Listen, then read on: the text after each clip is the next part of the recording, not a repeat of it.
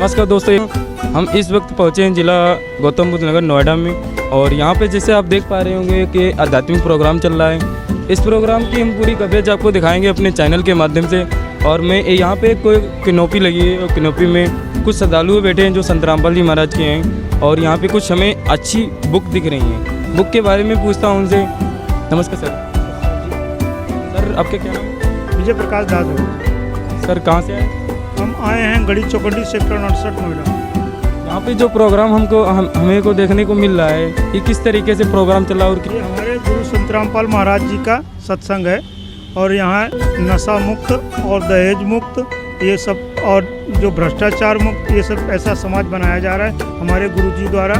जो हमारे संत रामपाल महाराज जी हैं वो ऐसा ज्ञान बताते हैं कि भ्रष्टाचार दूर हो और जो दहेज मुक्त है ये दूर हो और नशापत्ति जो करते हैं, जो जुआ नशा करते हैं, ये सब दूर हो, हमारा समाज एकदम स्वच्छ बने। जैसे आपने बताया कि ये जो सत्संग ये प्रोग्राम चल रहा है, इसमें जो युवक आते हैं उनके नशे भी चले जाते हैं। हमारे गुरु जी जो प्रथम नाम देते हैं ब्रह्मा विष्णु महेश और शेरावाली जी का और शंकर जी का सबका। इनके मंत्र जाप करने से मात्र जो नशा है वो दूर हो जाते हैं। फिर नशे की लत नहीं लगती। नशा करने का हमें सोचना भी क्या, हम करना क्या, सोचना भी दूर है। जैसे आप ये मेरे को पुस्तक भी दिख रही हैं, आप जो आप दे रहे हो, बेच रहे हो, पुस्तक किस आधार से है और किसकी पुस्तक हैं? आप इनके बारे में कुछ बता सकते हो? हमारे संत रामपाल महाराज जी का पुस्तक है ज्ञान गंगा, जिसमें पहली लाइन लिखी है, जीव हमारी जाति है, मानव धर्म हमारा, हिंदू मुस्लिम सिख ईसाई धर्म नहीं कोई न्यारा। तो हमारे गुरु जी बताते हैं धर्म कोई अलग अलग नहीं है, सब एक हैं। हमारे मानने के विचार अलग अलग हैं जो हम अलग अलग तरीके से मानते हैं। नमस्कार दोस्तों, अब आपको आगे कवरेज दिखाते हैं। जैसे कि हम देख सकते हैं यहाँ पे दो लोग खड़े हैं जो कि झंडा लेके खड़े हैं। उस पर लिखा है सत साहिब लिखा है।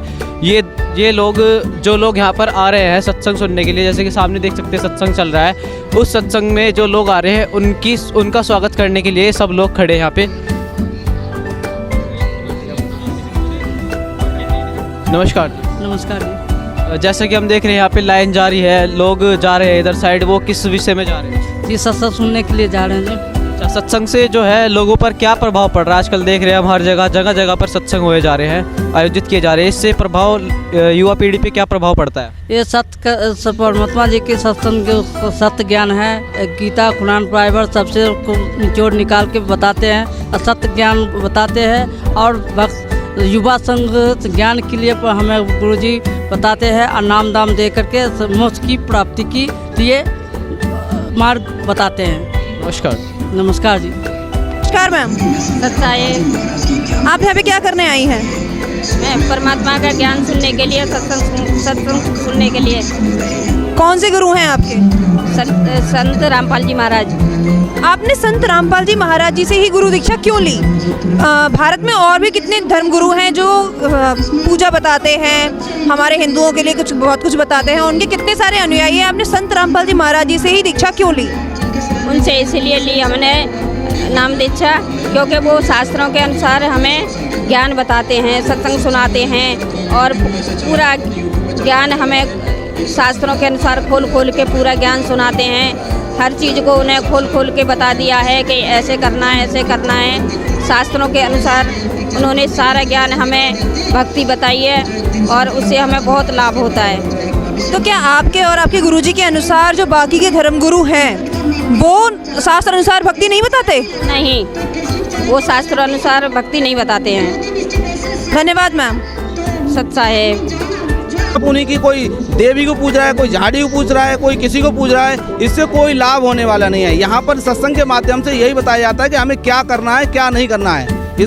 इसमें गीता ही प्रमाण है। सर, आपने अभी एक सूक्ष्म वेद का नाम लिया, ये क्या है? इसके बारे में थोड़ा बताइए। ये सूक्ष्म वेद है। 4 वेद के अलावा एक सूक्ष्म वेद है। तो हमारे संत रामपाल जी महाराज सूक्ष्म वेदों के अनुसार पूर्ण साधना की भक्ति बताते हैं, जो कि गीता जो हमारे गुरु नानक देव हैं उनको भी पूर्ण परमात्मा मिले, उन्होंने साधना की थी। इसी तरह से गुरु बनाना बहुत जरूरी है और गुरु के आधार पर ही जितने भी हमारे आज तक, जब से सृष्टि रचना हुई है तब से आज तक जिसने गुरु बनाया है उसका उद्धार हुआ है। तो गुरु बनाना बहुत जरूरी है और शास्त्र के अनुसार साधना करना बहुत जरूरी है।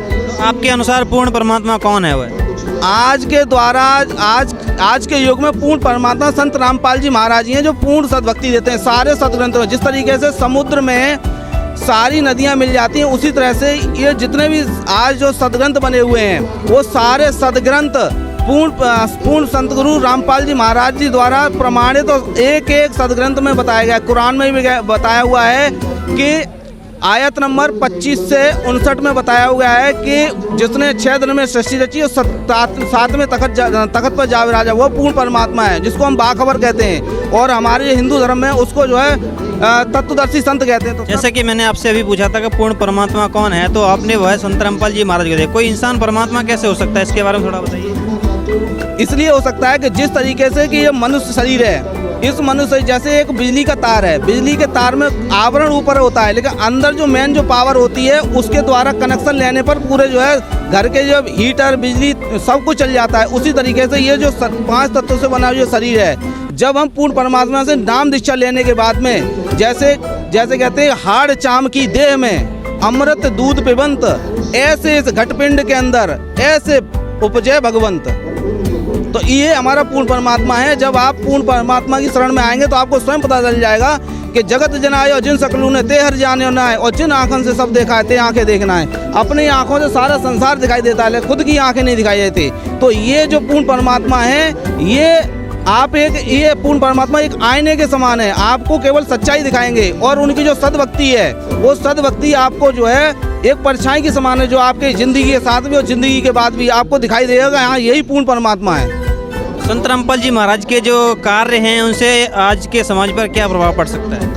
संत रामपाल जी महाराज के कार्यों से इतना है कि आज संत रामपाल जी महाराज का कोई भी शिष्य, आप करोड़ों रुपया दीजिए, अगर कोई भी संत रामपाल जी महाराज का शिष्य ना तो दारू पी सकता, ना तम्बाकू खा सकता, ना आपका चोरी ठगी कुछ भी नहीं कर सकता।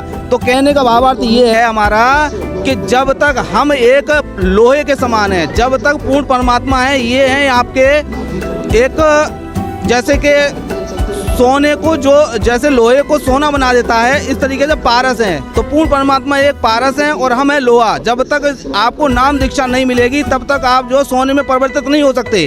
तो हमें इनकी शरण में आना है और अपना नाम दीक्षा लेकर के यहाँ से कल्याण करवाना है। ऐसा तो क्या ही है देखने को, जहाँ आप कहीं भी चले जाओ आम समाज में कोई भी कितना भी कह दे, कुछ भी कह दे, लेकिन आम समाज पर क्या है कि उसका असर नहीं पड़ता।